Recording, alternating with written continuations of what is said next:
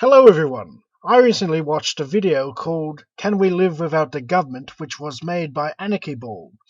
Anarchyball attempts to explain how an anarcho-capitalist society would work.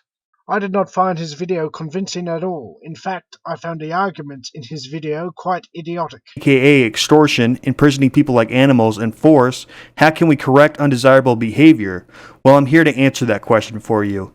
Let's say a company is polluting or treating its workers bad, or someone commits fraud in our society. First off, private courts will take care of all that. Private courts would be both ineffective and prone to corruption. For example, in the real world, court rulings are enforced by the state, and judges are required by law to be impartial.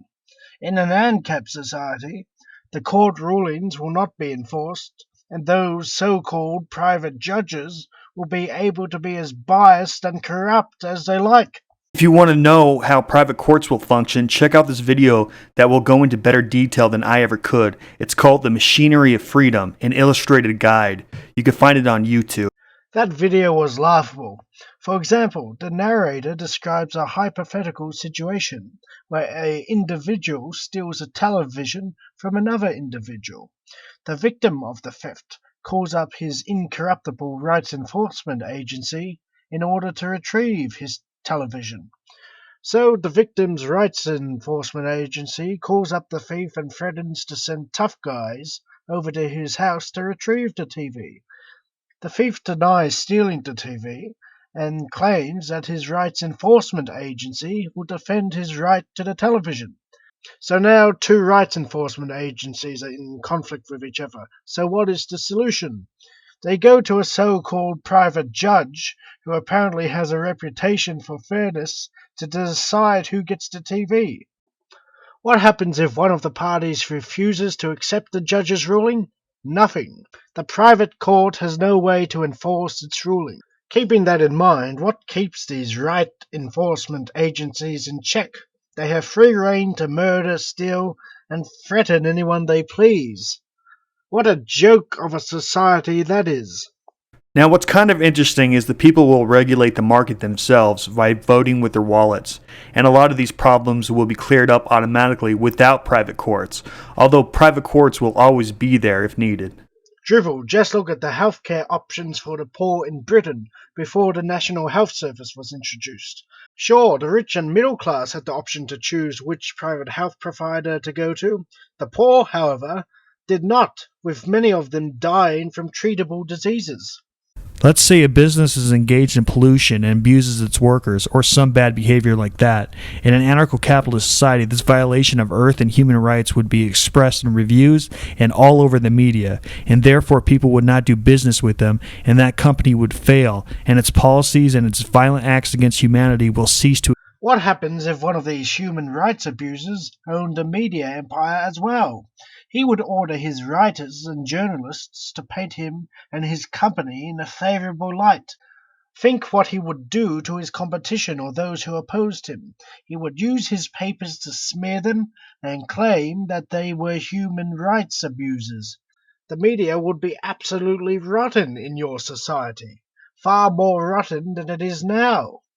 Media barons could lie as much as they want without facing any consequences. You may ask yourself, but without police, who will protect us? Police take 15 minutes to show up at your door to help you. You'd be dead by then. The only way to protect yourself in an anarcho-capitalist society, and hell, even now, is by being ready to defend yourself. An armed society is a polite society. In that society, the person who can afford to hire the most armed bandits would quickly establish a dictatorship. Indeed, what happens if 5 of my armed neighbors decide that they don't like me and burn my house down? What can I do to stop them? Nothing. They outnumber me, and I would likely be killed if I tried to defend my house. What a moronic plan for a society. Also, businesses can replace everything the state provides. Everything the government does, the market could do better. Instead of calling the police, you can use your phone to use an app that will call the local militia to your door. And because the armed militia is your neighbors, they would be there immediately, as opposed to taking 15 minutes like the police would. This would be much more efficient than the police would ever be, and you yourself would never have to pick up a gun. I really like the solution because you get better protection and also you don't have to pay anything for it. You don't have to pay any taxes, meaning you're filthy fucking rich. So, the so-called armed militia would risk their lives to protect my house for free. That is just delusional. If you want to know how a private essential service operates, you should look at the private fire brigade in ancient Rome, which was owned by Crassus. Needless to say, it was a disaster. Another solution to replace police is private security. Like I said, anything the government does, private markets could do better. I'm not planning to clip due to copyright concerns, so I will leave the link to that clip in the description in case anyone wants to watch it. There are a few things that Anarchyball fails to understand, though. These private police officers in the clip are enforcing laws created by the government. If these private officers catch someone committing a crime, they will hand the criminal over to the state courts, which will probably send the criminal to a state-owned prison. Anarchyball also fails to understand that the private security firms are only allowed to operate if they are approved by the state.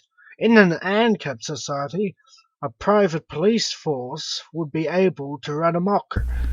Your next question probably is, what would we do without a military? Well, there's only a couple million military personnel in the United States. Compare that to the 300 million guns ready to be used and the 300 million men ready to be part of a militia. That is simply ridiculous. A modern army would crush a militia. Also, where did you get the 300 million figure from? It's a ridiculous figure. You may be wondering, who will pay for the roads? Businesses and homeowners will pay for the roads. Want to attract people to your business? Well, paying for a road to your business might be a smart idea. Just bought a home? Probably building a small road to your house should probably be in the budget, right? Live with a small community of houses? You would pitch in with your community to build a road to your homes. This way all the money will go straight to what it needs to go to, instead of having it all go to taxes and have most of it wasted on government incompetence. That is extremely simplistic. Say if a farmer lived on prime farming land 100 miles from the town where he sells his crops, will he have to construct a 100-mile road and pay for its maintenance? What about the people who cannot afford to construct the road? Will they be forced to go without one? See, your ideology is ridiculous and will never work. It's a joke.